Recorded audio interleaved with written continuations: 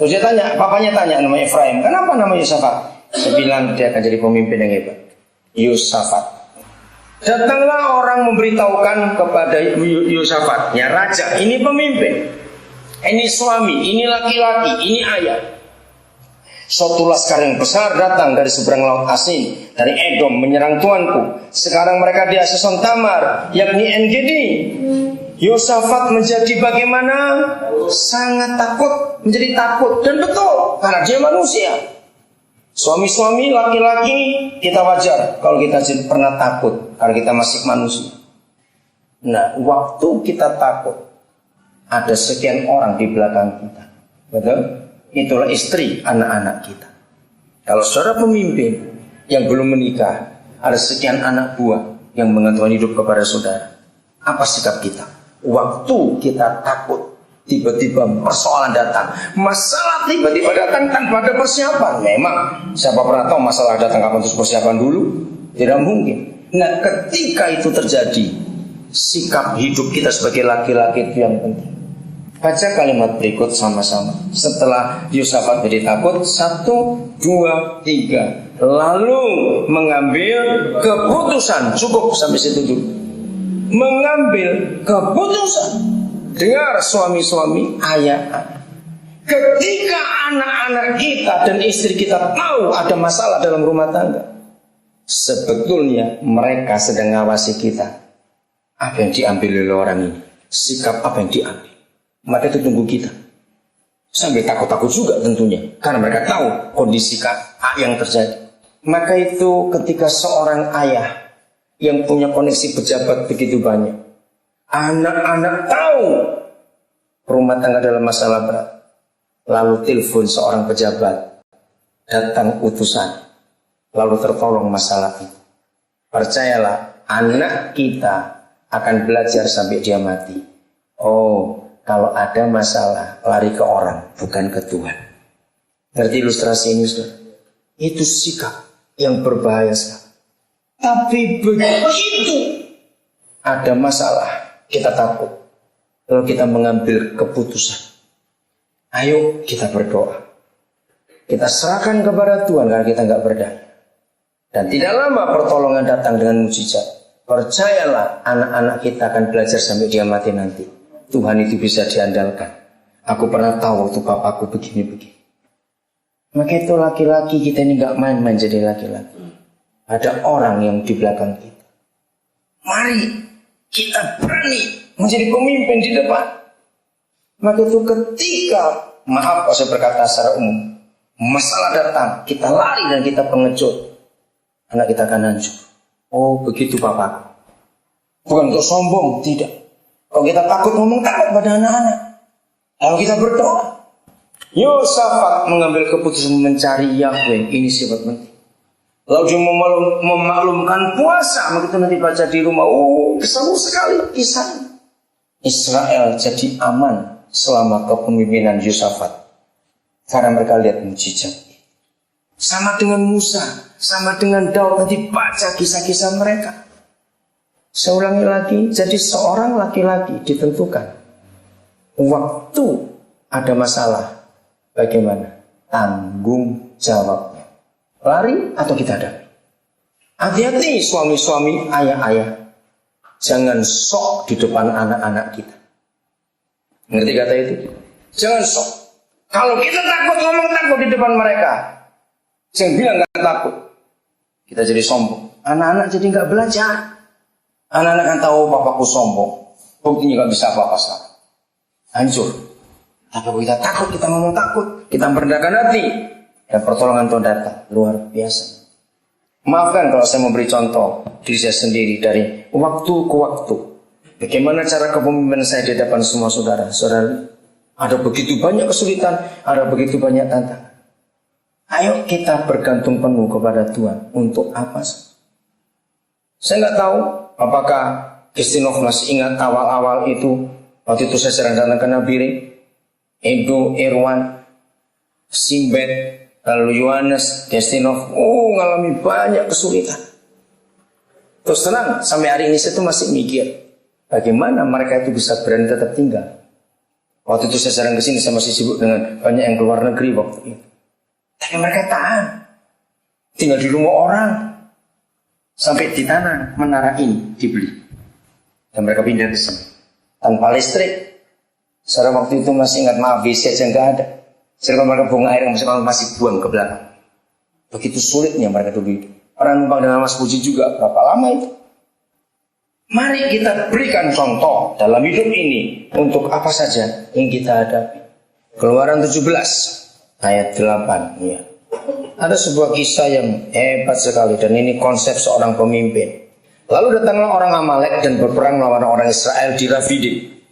Musa berkata kepada Yosua, inilah orang-orang bagi kita. Lalu keluarlah berperang melawan orang Amalek. Lihat sikap seorang pemimpin, seorang ayah, memerintahkan, memberikan tugas. Besok aku akan berdiri di puncak bukit itu dengan memegang tongkat Tuhan di tanganku. Jadi bagi tugas, mendelegasikan. Saudara seorang pemimpin harus bisa mendelegasikan, membagi tugasnya. Lalu Yosua melakukan seperti yang dikatakan Musa kepadanya dan berperang melawan orang Amalek. Tetapi Musa, Harun dan Hur, ini orang-orang tua, telah naik ke puncak bukit. Dan terjadilah, apabila Musa mengangkat tangannya, lebih kuatlah Israel. Tetapi apabila ia menurunkan tangannya karena dia lelah, lebih kuatlah Amalek, musuh lebih kuat. Maka penatlah tangan Musa. Sebab itu mereka mengambil sebuah batu, Harun dan Hur tadi, diletakkanlah di bawahnya, supaya Musa duduk di atasnya. Harun dan Hur menopang kedua belah tangannya, seorang di sebelah sisi yang satu, seorang di sisi yang lain, sehingga tangannya tidak bergerak sampai matahari terbenam. Demikianlah Yosua mengalahkan Amalek dan rakyatnya dengan mata pedang. Hebat sekali. Apa artinya ini? Kita sambung dengan 1 Timotius 2 ayat yang ke-8. Kita melihat hubungannya ini. Pemimpin laki-laki kita harus apa? Benar? Oleh karena itu aku ingin, Tuhan ingin, Papa Surga ingin, supaya di mana-mana siapa orang laki-laki berdoa. Sampai sini dulu. Saudara, mengapa di dalam gereja lebih banyak perempuan yang berdoa daripada laki-laki? Atau dari semua gereja, kalau bilang ada kegiatan doa, pasti banyak perempuannya, lakinya malas berdoa.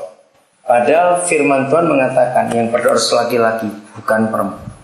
Di mana-mana aku ingin orang laki-laki berdoa dengan satu sikap. Bagaimana tangannya? Menadakan tangan, tapi dengan 3 syarat. 1 sikap, tapi 3 syarat. 1 syarat, tangan yang suci. 2, tanpa marah. 3, tanpa perselisihan.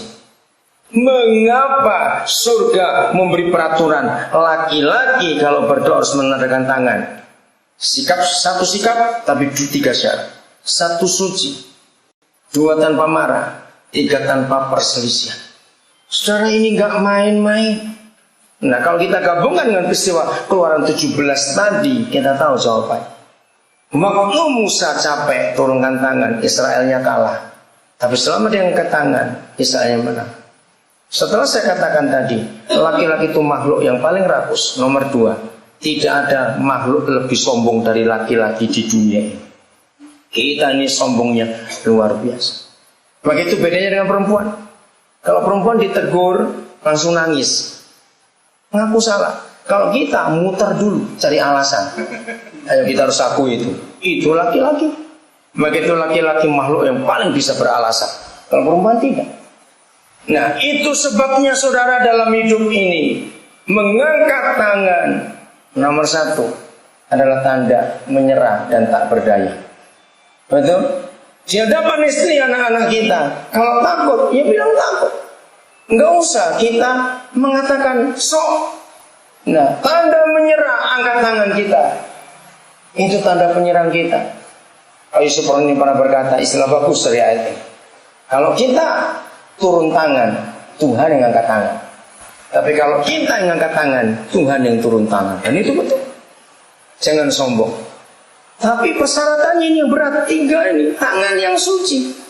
Sampaikan kepada semua laki-laki dimanapun berada. Setiap kali kita ketemu laki-laki, sekali saja kita pernah pukul istri kita dengan tangan kita, tangan itu langsung najis. Kalau tangan najis karena kita pernah pakai untuk pukul istri kita, maka tangan itu gak layak untuk berdoa ke surga. Ngeri sekali.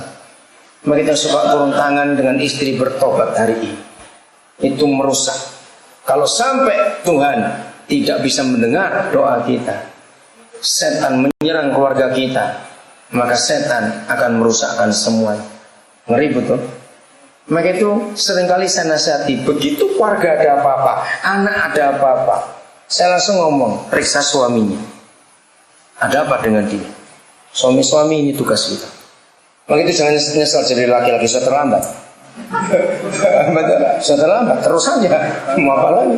Harus bangga malah. Karena kita punya tanggung jawab begitu besar. Sampaikan di semua keluarga. Pokoknya rumah tangga ada apa-apa, penjaganya itu perlu diperiksa dulu. Karena kita penjaganya. Tangan yang suci. Kenapa Papa ciptakan kita cuma 2 tangan bukan 4? Kita bukan petoro guru yang tangannya 4. Oke? Tangan itu cuma 2 karena fungsinya juga 2. 1 untuk mengasihi, membelai, memeluk. 2 untuk bekerja. Apabila tangan punya fungsi ketiga keempat, itu pasti jahat. Lagi sekali, tangan cuma 2 karena memang fungsinya 2. Mengasihi dan bekerja. Dah cuma itu. Di luar itu pasti salah tangan. Begitu kenapa kita bangsa menuliskan kalau memukul anak harus pakai alat, nggak boleh pakai tangan kosong. Seorang ahli jiwa anak-anak pernah mengajar saya begini bagus. Untuk mengetahui anak itu disayang atau tidak oleh orang tuanya, begitu kamu lihat dia, ulurkan tangan. Kalau mereka ketakutan, berarti dia suka dipukul dengan tangan kosong. Karena tangan itu masih melukai dia takut. Tapi kalau anak itu diulurkan tangan dan dia suka, berarti orang tuanya benar. Maka itu tangan kita jangan najis. Bukan untuk memukul. Kalau kita mau ajar anak pakai alat, sehingga anak tahu tangan papa mamaku bukan untuk melukai, tapi alat itu yang melukai, yang mendidik. Dan itulah laki-laki, begitu luar biasa bukan? Begitu mengagumkan. Jadi bangga jadi laki-laki, nggak nyesal. Kita ini pemimpin, kita ini pembuka pintu, kita ini bertanggung jawab. Maka itu kata laki-laki identik dengan tanggung jawab. Dalam bahasa Indonesia bagus. Kalau orang itu nggak bisa bertanggung jawab, dia pasti jawab tanggung-tanggung. Dan artinya beda jauh. Benar nggak? Hebat bahasa Indonesia ini. Kalau kita jawab tanggung-tanggung berarti begitu saja. Enggak ada ketegasan sama sekali dalam hidup ini. Kalau kita nggak tegas, istri kita, anak kita akan jadi korban dalam hidup. Oke. Jadi tidak semua laki-laki itu pria. Tidak semua pria itu laki-laki. Saya harus ngerti kata ini. Cernak di rumah sendiri nanti ini. Hebat. Maka itu kenapa dalam bahasa Indonesia ada 2 kata itu pria dan laki-laki? Karena memang beda. Maka kita harus tahu bagaimana kepriaan kita dan bagaimana kelaki-lakian kita. Karena ada tanggung jawab dan Tuhan percayakan kepada kita. Dan di belakang kita ada begitu banyak orang yang menantikan. Bagi sekali, hari ini kita semua tahu siapa kita. Jadi tahu sekarang apa itu laki-laki dan siapa itu laki-laki. Jawabannya sudah temukan sendiri semua yang kita dengar. Oke?